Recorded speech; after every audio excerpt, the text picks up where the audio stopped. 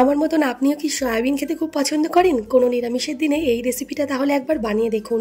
ভাত, রুটি, পরোটা সব কিছুর সাথে ভালো লাগবে। প্রথমে সয়াবিনটা ভালোভাবে সেদ্ধ করার পর জল পাল্টে পাল্টে ধুয়ে জল চেপে ফেলে দিয়ে লবণ হলুদ মাখিয়ে একটু রিফাইন তেলে লাল লাল করে ভেজে তুলে রাখবো।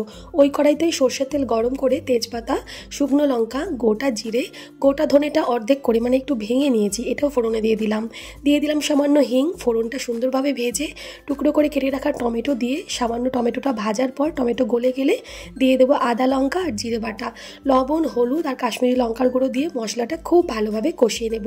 মশলা থেকে তেল ছেড়ে দিলে সেদ্ধ করে রাখা আলুগুলো হাতের সাহায্যে এইভাবে ভেঙে দেবো, দিয়ে দেবো ভেজে রাখা সয়াবিনগুলো। মশলার সাথে আলু সয়াবিন খুব ভালোভাবে কষিয়ে পরিমাণ মতন জল দেবো গ্রেভির জন্য। ঝোল ফুটে উঠলে নামানোর আগে গরম মশলার গুঁড়ো, একটু চিনি দিয়ে ভালোভাবে ফুটিয়ে একটু শুকনো শুকনো করে নামাবো। বুঝতে অসুবিধা হলে ডিটেলস রেসিপিটা এই ভিডিওর নিচের লিঙ্কে দিয়ে দিচ্ছি। ধন্যবাদ।